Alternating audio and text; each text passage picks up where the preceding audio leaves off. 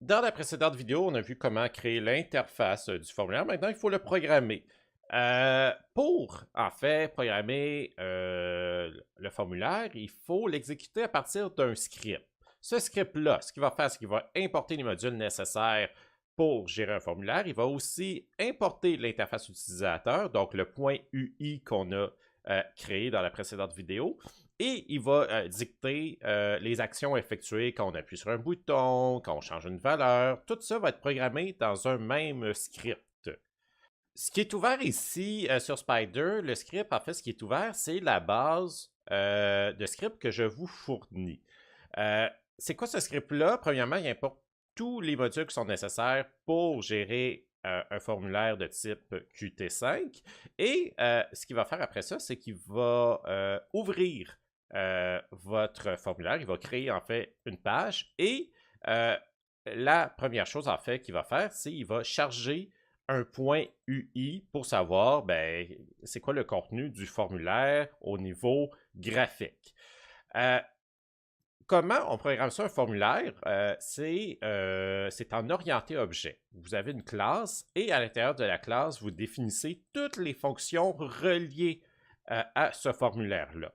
La première chose qu'on fait avec cette base-là, c'est qu'on l'enregistre dans le même dossier que dans lequel se trouve notre point UI. Dans mon cas ici, le point UI s'appelle Form Filling. C'est dans ce dossier en fait. Et je vais aller enregistrer ce script-là dans le même dossier. Je vais l'appeler call, par exemple, formulaire. Donc ça va être un point py. Première chose qu'on fait avec notre base, c'est qu'on va aller changer le point UI qu'on charge. Moi, dans mon cas, c'était form filling. Et on peut tout de suite exécuter le code qui, en fait, tout ce qui va se passer, là, c'est qu'il va ouvrir notre formulaire. Donc, j'ai appuyé sur la grosse flèche verte ou sur F5, c'est comme vous voulez. Et vous voyez, j'ai ouvert l'interface utilisateur qui était contenue dans le point UI. Si je clique sur des boutons, n'importe quoi, en ce moment, il ne se passe absolument rien parce qu'on n'a encore rien programmé. C'est donc l'heure de programmer.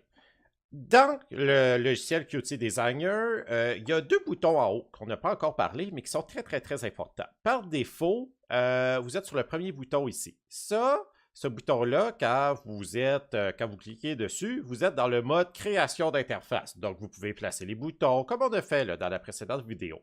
Et le deuxième bouton ici, avec une flèche ici, c'est le mode pour éditer les signaux.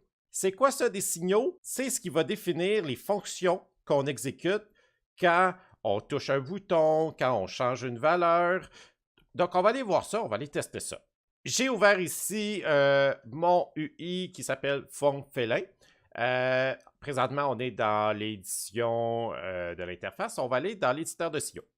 Donc, vous voyez, les boutons ici, le menu de gauche n'est plus disponible. Pour créer un signal, on va créer un signal sur le bouton 1. Donc, on veut dire, quand on clique sur ce bouton-là, on veut exécuter cette fonction-là dans notre script Python. C'est ça qu'on va lui dire. Pour ça, on va appuyer sur gauche, on va laisser peser sur notre bouton gauche de la souris. On va se déplacer un petit peu à l'extérieur de notre bouton. Et quand vous lâchez votre bouton gauche de la souris, il y a un menu qui va apparaître. Ce qu'on veut dire au bouton, c'est que quand on clique dessus, donc on va appuyer sur clic ici, voici la fonction à exécuter. En ce moment, il n'y a aucune fonction qui est disponible, donc on va aller en éditer une. On va aller dans rajouter une. On va faire plus ici, on a appuyé sur éditer au préalable, on va faire plus et on va l'appeler FCT1. On ouvre et on ferme les parenthèses. C'est important de laisser les parenthèses ou sinon il va bugger. Donc, on crée FCT1, on appuie sur OK et on reclique sur FCT1. Donc, le signal, ça dit, quand j'appuie sur ce bouton-là, exécute FCT1. On appuie sur OK. Vous voyez qu'un signal est créé ici. Si vous voulez l'éditer, on double-clique sur le signal. Si vous voulez le supprimer, on fait clic droit et on fait supprimer. OK, c'est tout simple, mais là, pour l'instant, on veut le garder. Dans une précédente vidéo, on avait fait un exemple de programmation orientée objet dans lequel j'avais incarné, en fait, dans lequel j'avais programmé nos chats, ici à la maison. Un formulaire, c'est aussi programmé selon une orientation objet. Les caractéristiques du formulaire, donc de l'objet formulaire, vous les chargez, en fait, elles sont contenues dans votre fichier .ui. Donc, c'est ce que vous chargez dans l'initialisation. Les fonctions du formulaire, ça, ce sont les signaux que vous avez programmés dans votre UI. Donc, quand vous allez appuyer sur un bouton qui va déclencher un signal, c'est comme si vous appeliez la fonction de l'objet que vous avez défini, en fait, dans le signal.